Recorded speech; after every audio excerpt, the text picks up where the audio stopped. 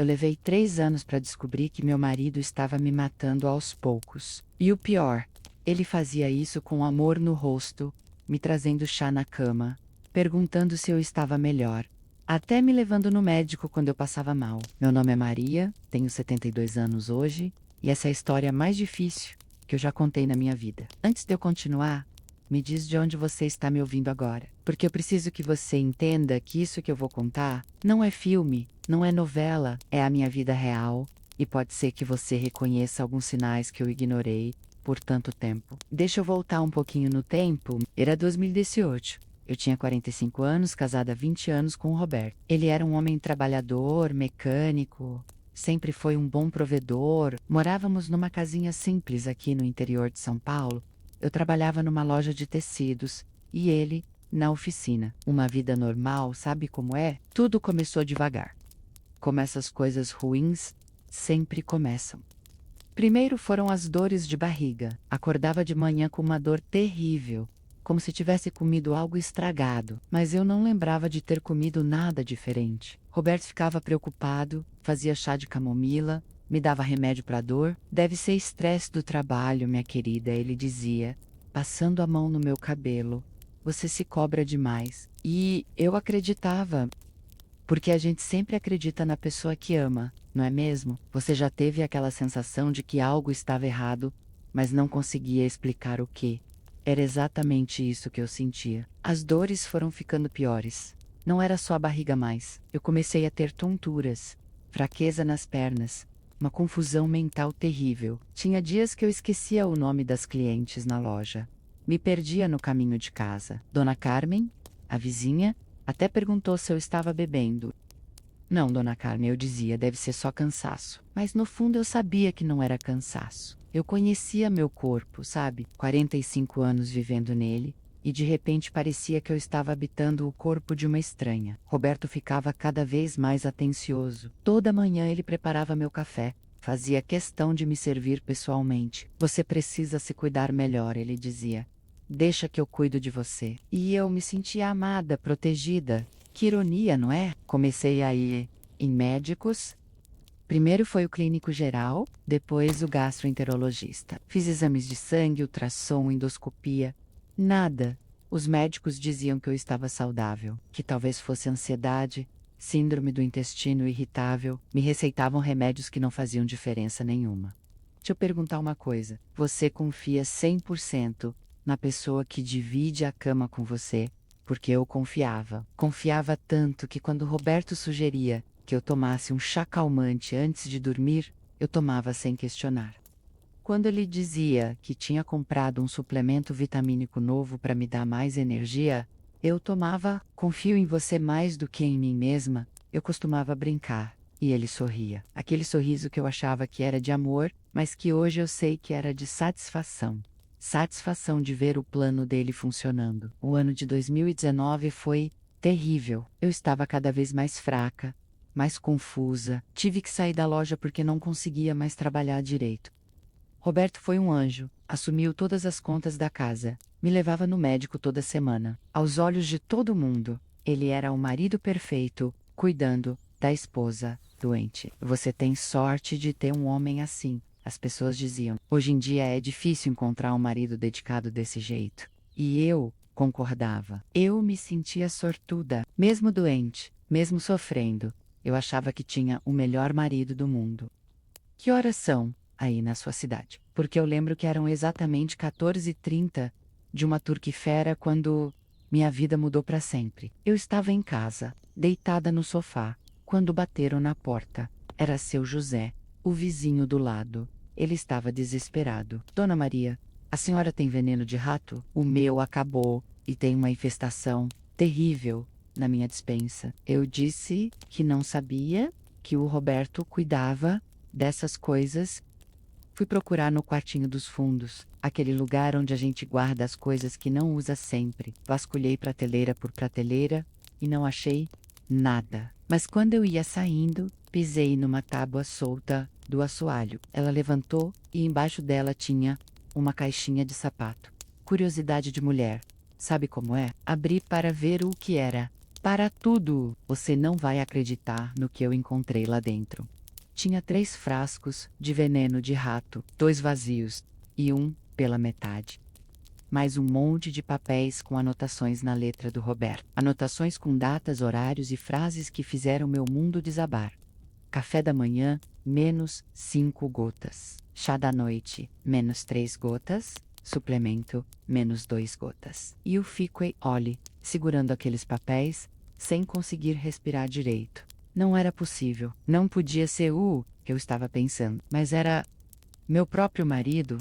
Estava me envenenando há quase 3 anos. Você sabe qual foi a minha primeira reação? Não foi raiva, foi negação.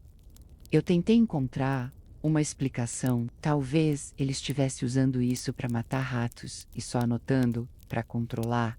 Talvez fosse outra coisa. Mas então eu li uma anotação que não deixava dúvidas.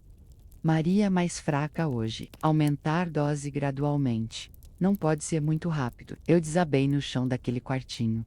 Chorei como não chorava desde criança. Não era só a dor da descoberta. Era a dor de perceber que todos aqueles momentos de carinho, de cuidado, de amor, eram mentira. Enquanto ele me dava remédio para dor, ele estava causando a dor.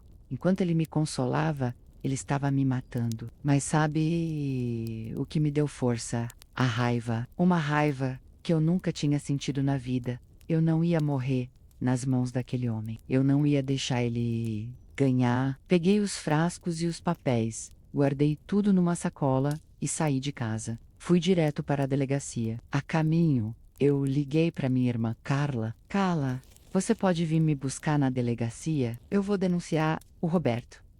Denunciar por quê, Maria, o que ele fez? Ele tentou me matar. O silêncio do outro lado da linha foi terrível. Depois ela começou a chorar. Eu sempre soube que tinha algo estranho, ela disse.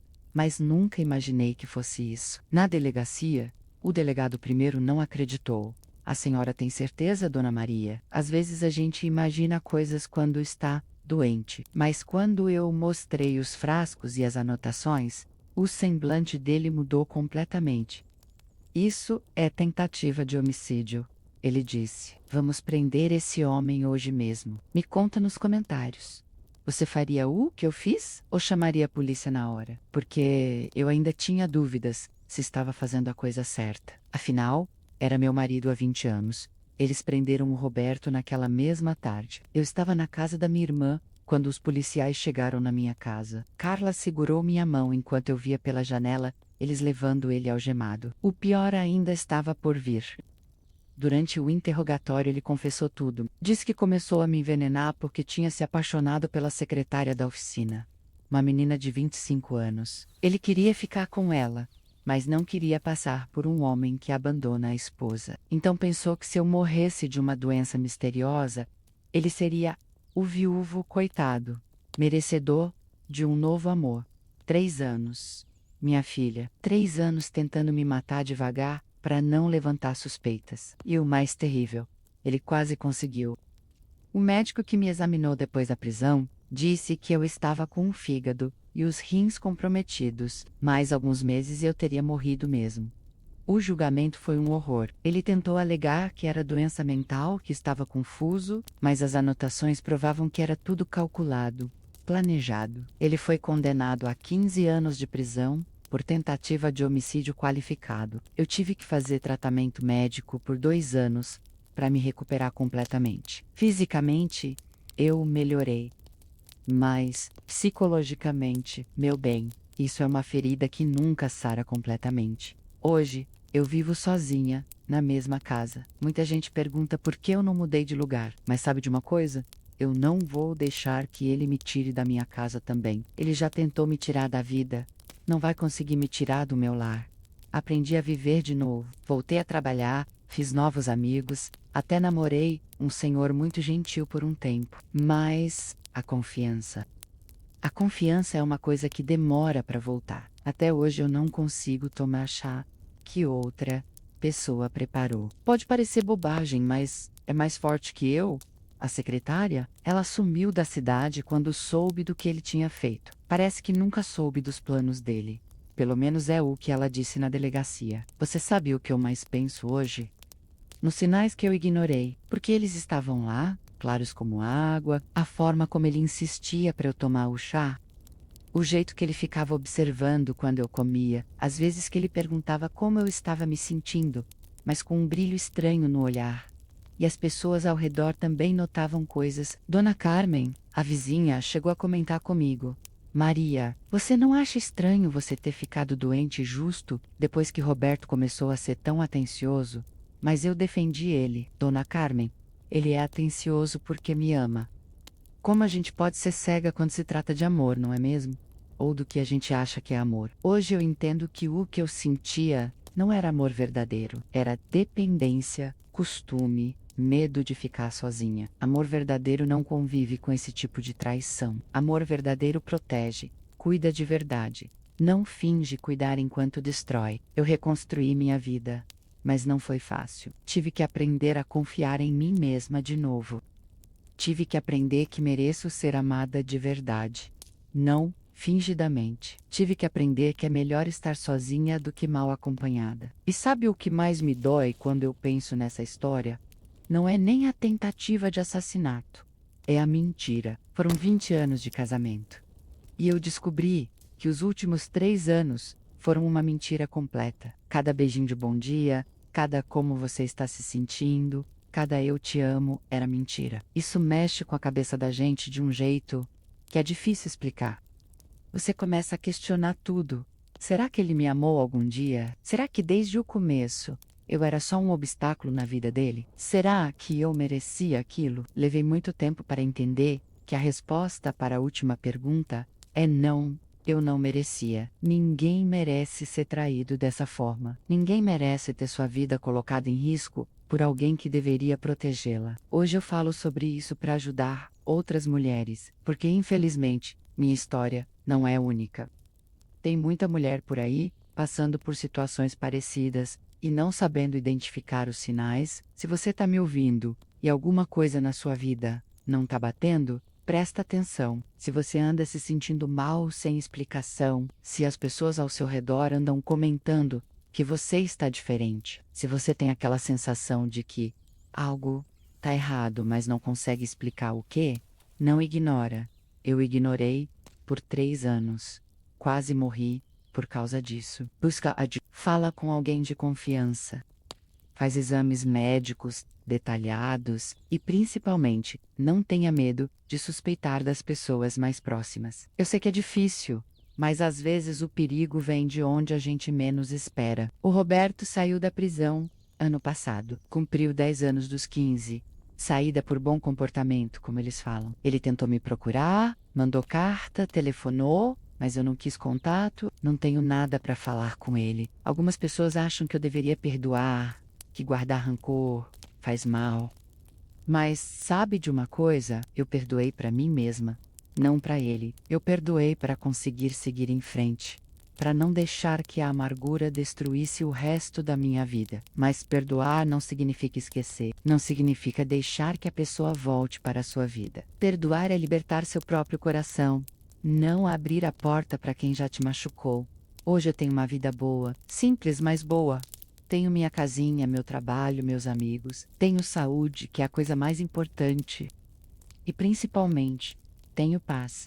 Paz de saber que estou segura. Paz de saber que posso confiar nas pessoas que escolhi ter na minha vida. Paz de saber que sobrevivi ao pior. Estou aqui para contar a história. Você que está me ouvindo, se conhece alguém passando por uma situação estranha, por favor, compartilhe essa história. Pode ser que ajude alguém a identificar os sinais que eu demorei tanto para ver. E se você mesmo está passando por algo parecido, não sofre sozinha. Procura ajuda.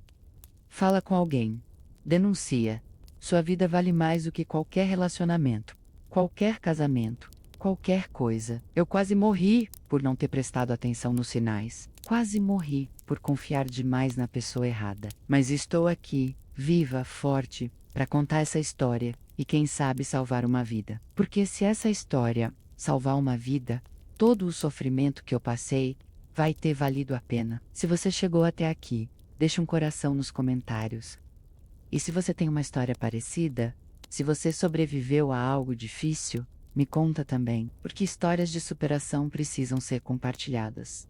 Obrigada por me ouvir até aqui. Obrigada por me dar a oportunidade de transformar minha dor em ajuda para outras pessoas. E lembra, você sempre merece ser amada de verdade.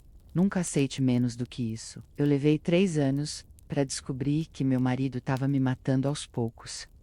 E o pior, ele fazia isso com amor no rosto, me trazendo chá na cama, perguntando se eu estava melhor, até me levando no médico quando eu passava mal. Meu nome é Maria, tenho 72 anos hoje, e essa é a história mais difícil que eu já contei na minha vida. Antes de eu continuar, me diz de onde você está me ouvindo agora, porque eu preciso que você entenda que isso que eu vou contar não é filme, não é novela. É a minha vida real, e pode ser que você reconheça alguns sinais que eu ignorei por tanto tempo. Deixa eu voltar um pouquinho no tempo. Era 2018. Eu tinha 45 anos, casada há 20 anos com o Roberto. Ele era um homem trabalhador, mecânico, sempre foi um bom provedor. Morávamos numa casinha simples aqui no interior de São Paulo. Eu trabalhava numa loja de tecidos e ele na oficina. Uma vida normal, sabe como é? Tudo começou devagar. Como essas coisas ruins sempre começam.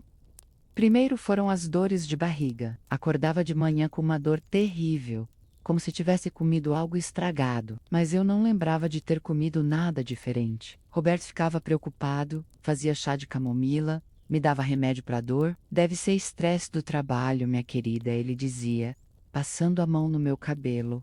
Você se cobra demais. E eu acreditava. Porque a gente sempre acredita na pessoa que ama, não é mesmo? Você já teve aquela sensação de que algo estava errado, mas não conseguia explicar o que. Era exatamente isso que eu sentia. As dores foram ficando piores. Não era só a barriga mais. Eu comecei a ter tonturas, fraqueza nas pernas, uma confusão mental terrível. Tinha dias que eu esquecia o nome das clientes na loja. Me perdia no caminho de casa. Dona Carmen, a vizinha, até perguntou se eu estava bebendo. Não, dona Carmen, eu dizia, deve ser só cansaço. Mas no fundo eu sabia que não era cansaço. Eu conhecia meu corpo, sabe? 45 anos vivendo nele, e de repente parecia que eu estava habitando o corpo de uma estranha. Roberto ficava cada vez mais atencioso. Toda manhã ele preparava meu café. Fazia questão de me servir pessoalmente. Você precisa se cuidar melhor, ele dizia. Deixa que eu cuido de você. E eu me sentia amada, protegida. Que ironia, não é? Comecei a ir em médicos. Primeiro foi o clínico geral, depois o gastroenterologista. Fiz exames de sangue, ultrassom, endoscopia. Nada. Os médicos diziam que eu estava saudável, que talvez fosse ansiedade, síndrome do intestino irritável. Me receitavam remédios que não faziam diferença nenhuma. Deixa eu perguntar uma coisa. Você confia 100% na pessoa que divide a cama com você? Porque eu confiava. Confiava tanto que quando Roberto sugeria que eu tomasse um chá calmante antes de dormir, eu tomava sem questionar. Quando ele dizia que tinha comprado um suplemento vitamínico novo para me dar mais energia, eu tomava. Confio em você mais do que em mim mesma, eu costumava brincar. E ele sorria. Aquele sorriso que eu achava que era de amor, mas que hoje eu sei que era de satisfação. Satisfação de ver o plano dele funcionando. O ano de 2019 foi terrível. Eu estava cada vez mais fraca, mais confusa. Tive que sair da loja porque não conseguia mais trabalhar direito. Roberto foi um anjo, assumiu todas as contas da casa, me levava no médico toda semana. Aos olhos de todo mundo, ele era o marido perfeito, cuidando da esposa doente. Você tem sorte de ter um homem assim, as pessoas diziam. Hoje em dia é difícil encontrar um marido dedicado desse jeito. E eu concordava. Eu me sentia sortuda, mesmo doente, mesmo sofrendo. Eu achava que tinha o melhor marido do mundo. Que horas são aí na sua cidade? Porque eu lembro que eram exatamente 14h30 de uma turquifera quando minha vida mudou para sempre. Eu estava em casa, deitada no sofá, quando bateram na porta. Era seu José, o vizinho do lado. Ele estava desesperado. Dona Maria, a senhora tem veneno de rato? O meu acabou e tem uma infestação terrível na minha despensa. Eu disse que não sabia, que o Roberto cuidava dessas coisas. Fui procurar no quartinho dos fundos, aquele lugar onde a gente guarda as coisas que não usa sempre. Vasculhei prateleira por prateleira e não achei nada. Mas quando eu ia saindo, pisei numa tábua solta do assoalho. Ela levantou e embaixo dela tinha uma caixinha de sapato. Curiosidade de mulher. Sabe como é? Abri para ver o que era. Para tudo! Você não vai acreditar no que eu encontrei lá dentro. Tinha 3 frascos de veneno de rato, 2 vazios e um pela metade. Mais um monte de papéis com anotações na letra do Roberto. Anotações com datas, horários e frases que fizeram meu mundo desabar. Café da manhã, menos 5 gotas. Chá da noite, menos 3 gotas. Suplemento, menos 2 gotas. E eu fiquei, olhe, segurando aqueles papéis, sem conseguir respirar direito. Não era possível. Não podia ser o que eu estava pensando. Mas era meu próprio marido. Estava me envenenando há quase 3 anos. Você sabe qual foi a minha primeira reação? Não foi raiva. Foi negação. Eu tentei encontrar uma explicação. Talvez ele estivesse usando isso para matar ratos e só anotando para controlar. Talvez. Talvez fosse outra coisa. Mas então eu li uma anotação que não deixava dúvidas. Maria mais fraca hoje. Aumentar dose gradualmente. Não pode ser muito rápido. Eu desabei no chão daquele quartinho. Chorei como não chorava desde criança. Não era só a dor da descoberta. Era a dor de perceber que todos aqueles momentos de carinho, de cuidado, de amor, eram mentira.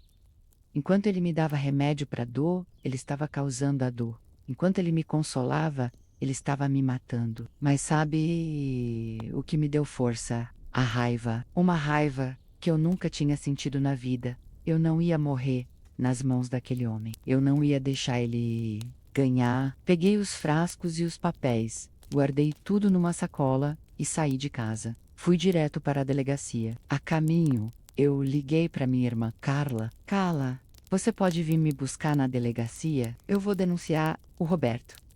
Denunciar por quê, Maria, o que ele fez? Ele tentou me matar. O silêncio do outro lado da linha foi terrível. Depois ela começou a chorar. Eu sempre soube que tinha algo estranho, ela disse. Mas nunca imaginei que fosse isso. Na delegacia, o delegado primeiro não acreditou.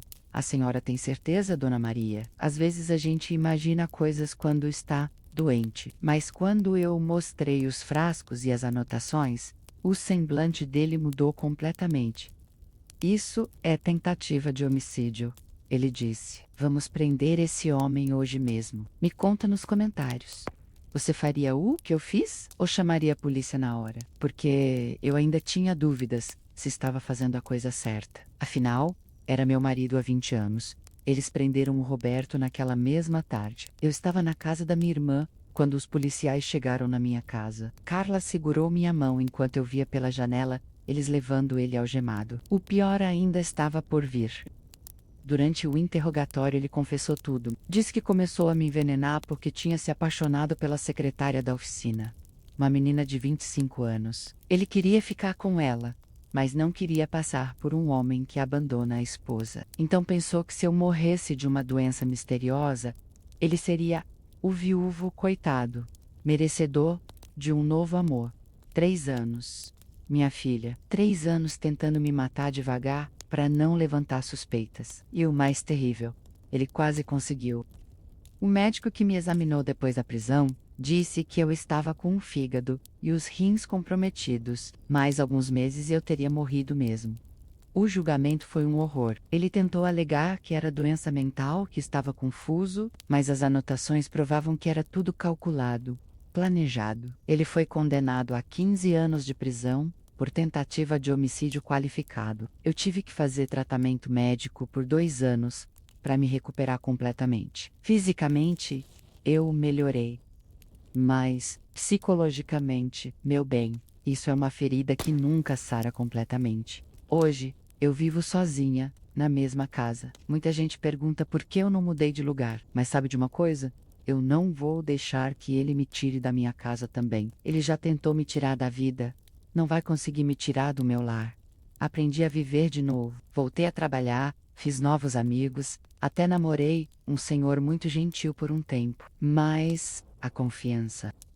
A confiança é uma coisa que demora para voltar. Até hoje eu não consigo tomar chá que outra pessoa preparou. Pode parecer bobagem, mas é mais forte que eu. A secretária, ela sumiu da cidade quando soube do que ele tinha feito. Parece que nunca soube dos planos dele. Pelo menos é o que ela disse na delegacia. Você sabe o que eu mais penso hoje? Nos sinais que eu ignorei, porque eles estavam lá, claros como água, a forma como ele insistia para eu tomar o chá, o jeito que ele ficava observando quando eu comia, às vezes que ele perguntava como eu estava me sentindo, mas com um brilho estranho no olhar. E as pessoas ao redor também notavam coisas. Dona Carmen, a vizinha, chegou a comentar comigo. Maria, você não acha estranho você ter ficado doente justo depois que Roberto começou a ser tão atencioso? Mas eu defendi ele, Dona Carmen. Ele é atencioso porque me ama. Como a gente pode ser cega quando se trata de amor, não é mesmo? Ou do que a gente acha que é amor. Hoje eu entendo que o que eu sentia não era amor verdadeiro, era dependência, costume, medo de ficar sozinha. Amor verdadeiro não convive com esse tipo de traição. Amor verdadeiro protege, cuida de verdade. Não finge cuidar enquanto destrói. Eu reconstruí minha vida, mas não foi fácil. Tive que aprender a confiar em mim mesma de novo. Tive que aprender que mereço ser amada de verdade. Não, fingidamente. Tive que aprender que é melhor estar sozinha do que mal acompanhada. E sabe o que mais me dói quando eu penso nessa história? Não é nem a tentativa de assassinato. É a mentira. Foram 20 anos de casamento. E eu descobri que os últimos 3 anos foram uma mentira completa. Cada beijinho de bom dia, cada como você está se sentindo, cada eu te amo era mentira. Isso mexe com a cabeça da gente de um jeito que é difícil explicar. Você começa a questionar tudo. Será que ele me amou algum dia? Será que desde o começo eu era só um obstáculo na vida dele? Será que eu merecia aquilo? Levei muito tempo para entender que a resposta para a última pergunta é não. Eu não merecia. Ninguém merece ser traído dessa forma. Ninguém merece ter sua vida colocada em risco por alguém que deveria protegê-la. Hoje eu falo sobre isso para ajudar outras mulheres, porque infelizmente minha história não é única.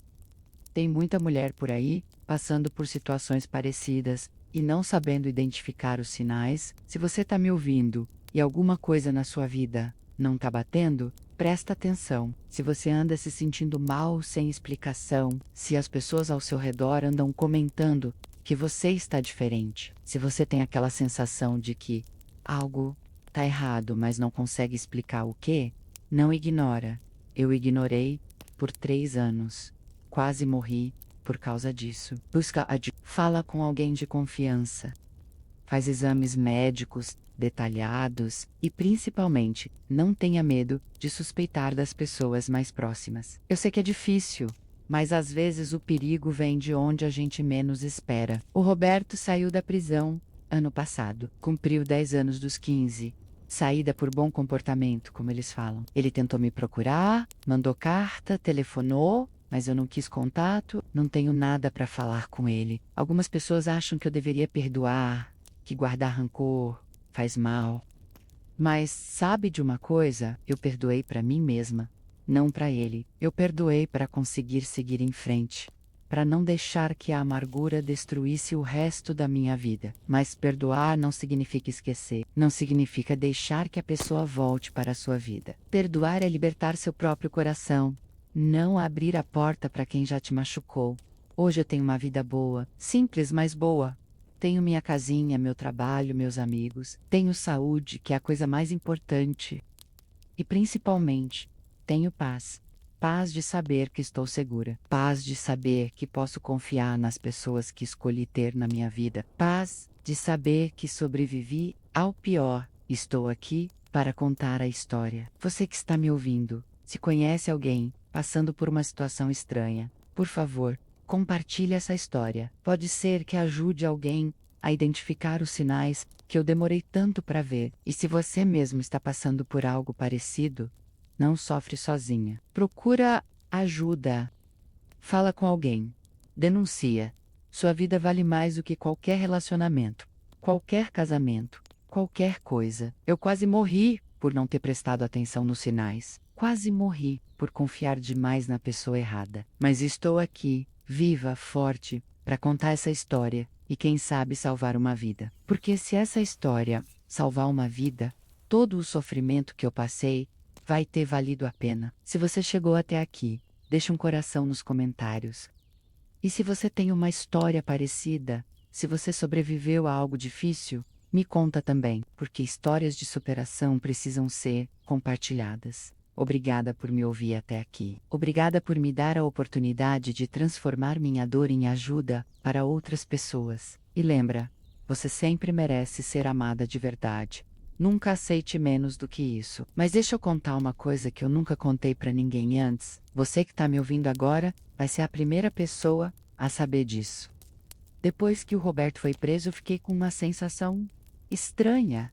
Não era só alívio, sabe? Era como se eu tivesse perdido uma parte de mim mesma também. Porque 20 anos de casamento, mesmo com todo o horror dos últimos 3 anos, eram 20 anos da minha vida. 20 anos de memórias, de rotinas, de uma identidade que eu tinha construído como a esposa do Roberto. De repente eu não sabia mais quem eu era.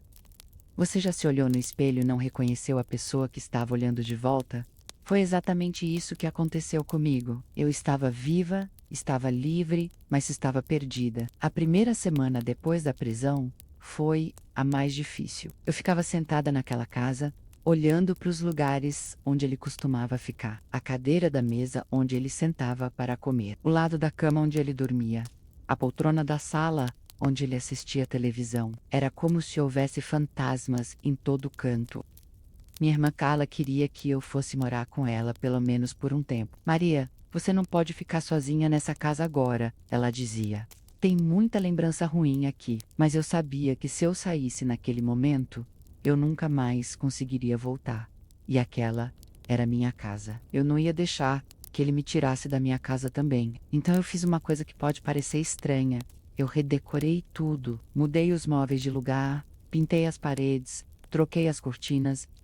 Até o quarto eu mudei completamente. Comprei cama nova, roupas de cama novas, tudo novo. Era como se eu estivesse reconstruindo, não só a casa, mas a minha vida também. Cada móvel que eu mudava de lugar era um pedaço do passado que eu estava reorganizando. Cada parede que eu pintava era uma parte da minha história que eu estava limpando. Você já fez isso, meu bem? Já teve que reconstruir sua vida do zero? Porque é isso que eu tive que fazer. Não tinha manual de instruções para isso. Eu ia inventando dia após dia como ser a Maria sem o Roberto. A primeira coisa que eu tive que aprender foi a cozinhar para mim mesma. Pode parecer bobagem, mas durante 20 anos eu cozinhava para 2. De repente, eu não sabia como fazer comida para uma pessoa só. Fazia comida demais, sobrava tudo e eu ficava ali olhando para aquela comida, lembrando de como ele elogiava a minha cozinha. Você cozinha melhor que minha mãe, ele dizia. E eu ficava toda orgulhosa, fazendo questão de caprichar ainda mais. Agora eu sei que cada elogio desses era uma mentira. Ele elogiava minha comida enquanto colocava veneno nela. Teve uma noite que eu estava fazendo jantar, um arroz com feijão simples, e comecei a chorar. Não de tristeza, mas de raiva. Raiva de ter perdido tanto tempo da minha vida com aquele homem. Raiva de ter acreditado em cada palavra, em cada gesto carinhoso, em cada eu te amo. Mas sabe, o que me fez parar de chorar? Uma lembrança da minha mãe. Ela morreu quando eu tinha 30 anos, bem antes de tudo isso acontecer. Mas eu lembrei de uma coisa que ela sempre dizia: filha, não adianta chorar sobre o leite derramado. Limpa o chão e vai buscar leite novo. E foi isso que eu fiz. Parei de chorar, terminei de fazer minha comida e resolvi que daquela noite em diante eu ia viver cada dia como se fosse o primeiro dia da minha vida nova. Não foi fácil, mas eu consegui. Criei uma rotina nova. Acordava cedo, fazia minha ginástica menos. Nunca tinha feito ginástica na vida, mas aprendi vendo vídeos na internet. Tomava meu café da manhã tranquila, lendo revista ou assistindo televisão. Ia para o trabalho, voltava, cuidava da casa, fazia minhas coisas. Aos poucos, eu fui descobrindo quem era a Maria quando ela estava sozinha. E sabe de uma coisa? Eu gostei da mulher que eu encontrei. Ela era mais forte do que eu imaginava, mais independente. Maze Cora. Você conhece essa sensação de descobrir partes de si mesma que você não sabia que existiam? Eu descobri que eu gostava de acordar tarde nos finais de semana. Durante 20 anos eu acordava cedo, porque o Roberto acordava cedo. Descobri que eu gostava de assistir novela, coisa que ele dizia que era besteira de mulher. Descobri que eu gostava de música sertaneja, mas nunca podia ouvir, porque ele só gostava de música antiga. Foram pequenas descobertas, mas cada uma delas me ajudava a construir essa nova versão de mim mesma. A Maria que existia antes do Roberto, a Maria que sobreviveu ao Roberto e a Maria que ia viver depois do Roberto. Mas a parte mais difícil não foi aprender a viver sozinha. A parte mais difícil foi aprender a confiar nas pessoas de novo. Porque se eu não pude confiar no homem que dormia do meu lado há 20 anos, como eu ia confiar em qualquer outra pessoa? Demorou muito tempo para eu aceitar um convite para sair. Dona Carmen, a vizinha, sempre me chamava para tomar café na casa dela. Maria, você não pode ficar isolada, ela dizia. Vem cá em casa, vamos conversar? Mas eu sempre arrumava uma desculpa. Tinha medo de que ela ficasse me fazendo perguntas sobre o Roberto, sobre o que tinha acontecido. Tinha medo de que ela me olhasse com pena. Tinha medo de que ela não soubesse o que falar. Até que um dia ela bateu na minha porta com um bolo na mão. Maria, eu fiz esse bolo e ficou grande demais para mim. Vou entrar aí e nós vamos comer esse bolo juntas. Não aceito não como resposta. E entrou mesmo, sem cerimônia. Botou o bolo na mesa, fez café e ficou lá comigo. E sabe o que ela fez? Não falou nada sobre o Roberto. Não me fez nenhuma pergunta sobre o que tinha acontecido. Ela só ficou ali comigo comendo bolo e conversando sobre outras coisas. Falamos sobre os netos dela, sobre as plantas do jardim, sobre o aumento do preço das coisas no mercado, coisas normais, sabe? Coisas que me fizeram lembrar que o mundo continuava girando, que a vida continuava acontecendo, mesmo depois de tudo que eu tinha passado. Naquela tarde, eu entendi uma coisa importante. Eu não estava sozinha. Tinha pessoas que se importavam comigo, que queriam meu bem, que estavam ali para me apoiar. Eu só precisava deixar elas entrarem na minha vida. Dona Carmen virou minha amiga mais próxima. Ela ia em casa todo dia ou eu ia na casa dela. Às vezes só para tomar um café, às vezes para assistir televisão juntas. Ela nunca me julgou, nunca me fez perguntas indiscretas. Ela só estava ali. Foi através dela que eu conheci outras mulheres do bairro. Dona Conceição, que era viúva há 10 anos. Dona Luísa, que tinha se separado do marido depois de descobrir que ele tinha outra família. Dona Rosa, que nunca casou e sempre viveu sozinha. Cada uma delas tinha uma história diferente, mas todas tinham uma coisa em comum. Eram mulheres fortes, que tinham aprendido a viver sozinhas e eram felizes assim. Elas me mostraram que era possível ser completa sem ter um homem do lado. Começamos a nos encontrar toda semana, ora na casa de uma, ora na casa de outra. Fazíamos artesanato, cozinhávamos juntas, conversávamos sobre tudo e sobre nada. Elas viraram minha família escolhida. E foi numa dessas tardes, quase um ano depois da prisão do Roberto, que eu conheci o seu Antônio. Ele tinha vindo visitar a irmã, a Dona Conceição, um homem educado, viúvo há 3 anos, aposentado da prefeitura. Quando a Dona Conceição me apresentou para ele, eu fiquei nervosa, não porque estava interessada menos naquela época, eu nem pensava em me relacionar com homem nenhum, mas porque fazia tanto tempo que eu não conversava com um homem que não fosse o Roberto. Mas o seu Antônio era diferente. Ele era gentil, respeitoso, conversava sobre coisas interessantes, não tentou me impressionar, não fez perguntas indiscretas, ele só conversou comigo como se eu fosse uma pessoa normal. E foi isso que me chamou a atenção nele. Ele me tratava como uma pessoa normal. Não como a coitada que foi envenenada pelo marido. Não como a mulher que passou por aquela situação terrível. Ele me tratava como Maria, ponto final. Ele começou a aparecer mais vezes na casa da irmã, sempre quando ele sabia que eu estaria lá, e aos poucos, Nós fomos ficando amigos. Ele me contava sobre a esposa dele que tinha morrido de câncer. Eu contava sobre minha vida, sobre o trabalho, sobre as coisas que eu estava aprendendo a fazer sozinha. Levou meses para eu conseguir falar sobre o Roberto para ele, e quando eu contei, ele não ficou chocado, não ficou com pena de mim.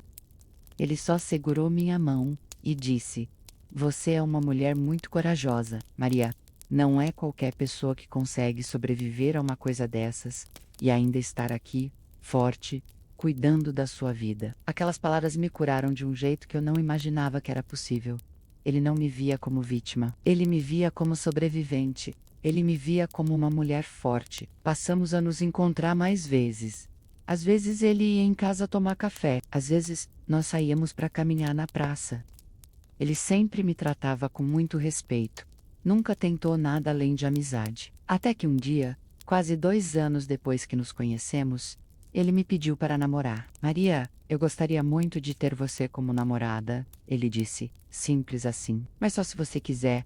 Sem pressão, sem pressa." Eu fiquei em silêncio por um tempo. Não porque eu não gostasse dele. Eu gostava muito, mas porque eu estava apavorada.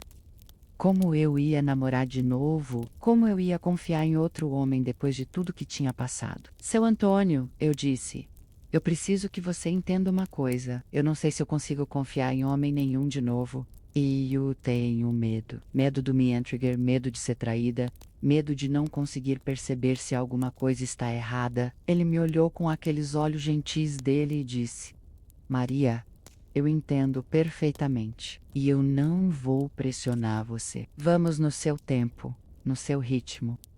Sei Volca Kaiser. Podemos começar devagar. E se você mudar de ideia, tudo bem também." Foi assim que começou meu namoro com o seu Antônio. Devagar, com muito respeito, com muito carinho. Ele entendeu que eu precisava de tempo para confiar de novo. Ele entendeu que eu tinha cicatrizes que precisavam ser cuidadas com delicadeza. Namoramos por 3 anos, foram anos muito bons, sabe? Ele me mostrou que era possível amar sem medo, confiar sem ser ingênua. Ele me mostrou que nem todo homem é como o Roberto. Mas eu também aprendi uma coisa importante. Eu não precisava de um homem para ser completa. Eu gostava da companhia dele, gostava do carinho dele, mas eu não dependia dele. Eu tinha aprendido a viver sozinha e a gostar de quem eu era quando estava sozinha. Infelizmente, o seu Antônio morreu de infarto há 2 anos. Foi uma perda muito difícil para mim, mas diferente de quando me separei do Roberto, dessa vez eu não me senti perdida. Eu senti saudade, senti dor, mas eu sabia quem eu era sem ele. Chorei muito, senti muita falta dele, mas consegui passar por aquela fase difícil, porque eu tinha aprendido que eu era uma mulher forte, capaz de superar qualquer coisa. Hoje, aos 72 anos, eu tenho uma vida que eu amo. Trabalho meio período numa loja de tecidos, cuido da minha casa, tenho minhas amigas, meus hobbies, aprendi a border, coisa que sempre quis fazer, mas nunca tive tempo. Aprendi a usar computador para conversar com parentes que moram longe. Tenho uma rotina que me faz bem. Acordo cedo, faço minha ginástica, tomo meu café da manhã tranquila, vou para o trabalho, encontro minhas amigas, cuido das minhas plantas. À noite, gosto de assistir meus programas de televisão ou ler um livro. Nos finais de semana, às vezes vou visitar meus sobrinhos. Eles têm filhos pequenos que me chamam de vovó Maria. Adoro passar tempo com eles, brincar, contar histórias. Eles me enchem de vida, me fazem rir. Você sabe qual é a diferença entre a Maria de hoje e a Maria de antes? A Maria de hoje conhece seu próprio valor. A Maria de hoje sabe que merece ser respeitada, amada, cuidada. A Maria de hoje não aceita menos do que merece. E principalmente, a Maria de hoje não tem medo de estar sozinha, porque ela aprendeu que estar sozinha não é a mesma coisa que estar solitária. Ela tem amigos, tem família, tem uma vida rica e cheia de significado. Tem vezes que as pessoas me perguntam se eu tenho medo de que o Roberto apareça de novo. Ele saiu da prisão ano passado, como eu já contei, mas eu não tenho medo dele. Primeiro porque eu tenho medida protetiva. Menos, ele não pode se aproximar de mim. Segundo porque eu não sou mais a mesma mulher que ele deixou. A Maria que ele conheceu era dependente, insegura, Tinha medo de ficar sozinha. A Maria de hoje é independente, confiante, sabe que é capaz de cuidar de si mesma. Se ele aparecesse aqui hoje, ele não me reconheceria. E se ele tentasse me fazer mal de novo? Bem, agora eu sei reconhecer os sinais. Agora eu sei que minha vida vale mais do que qualquer relacionamento. Agora eu sei que eu tenho pessoas que se importam comigo e que não vão deixar nada acontecer. Mas principalmente, agora eu sei que eu sou forte. Eu sobrevivi ao pior que podia acontecer comigo. Eu sobrevivi a uma tentativa de assassinato. Eu sobrevivi à traição da pessoa que eu mais amava. Eu sobrevivi à sensação de que minha vida tinha acabado. E não só sobrevivi, eu prosperei. Eu construí uma vida nova, melhor do que a que eu tinha antes. Eu encontrei minha força, minha independência, minha capacidade de ser feliz sozinha. Você que está me ouvindo, se você está passando por uma situação difícil, se você está se sentindo perdida, se você acha que não vai conseguir superar, eu quero que você saiba de uma coisa: você é mais forte do que imagina. Eu sei que é difícil acreditar nisso quando você está no meio da tempestade. Eu sei porque eu já estive lá. Eu já achei que minha vida tinha acabado. Eu já achei que eu não ia conseguir sobreviver sem o Roberto. Mas eu consegui. E você também vai conseguir, porque a gente tem uma força dentro da gente que a gente nem imagina que existe. Uma força que só aparece quando a gente mais precisa dela. Essa força me ajudou a descobrir que eu estava sendo envenenada. Essa força me ajudou a ter coragem de denunciar. Essa força me ajudou a reconstruir minha vida. Essa força me ajudou a aprender a confiar de novo, em amar do novo, a viver de novo. E essa mesma força está dentro de você também. Às vezes ela está dormindo, às vezes ela está escondida, mas ela está lá. E quando você mais precisar dela, ela vai aparecer. Então não desista. Não aceite menos do que você merece. Não deixe que ninguém diminua seu valor, sua dignidade, sua vontade de viver. Você vale mais do que qualquer relacionamento, qualquer casamento, qualquer coisa. Sua vida é preciosa, sua história é importante, sua força é real e você merece ser feliz, ser respeitada, ser amada de verdade. Se você chegou até aqui, obrigada por me ouvir. Obrigada por me dar a oportunidade de transformar minha dor em esperança para outras pessoas. Obrigada por me deixar dividir com você a história mais difícil da minha vida. E se essa história ajudou você de alguma forma, se ela te deu força para enfrentar alguma coisa difícil, então tudo valeu a pena. Tudo que eu passei, toda a dor, todo o sofrimento, tudo valeu a pena. Porque histórias como a minha precisam ser contadas, precisam ser compartilhadas, precisam ser usadas para ajudar outras pessoas a reconhecer os sinais, a encontrar força, a não desistir. E você, que está me ouvindo agora, você também tem uma história. Você também tem cicatrizes, vitórias, superações. Você também tem uma força incrível dentro de você. Não esqueça disso nunca. Viva a sua vida com coragem, ame com sabedoria, confie com cuidado, mas principalmente, valorize quem você é, porque você é única, você é especial, você é importante. E lembra sempre, você merece ser feliz, você merece ser respeitada, você merece ser amada de verdade. Que Deus abençoe você, meu bem.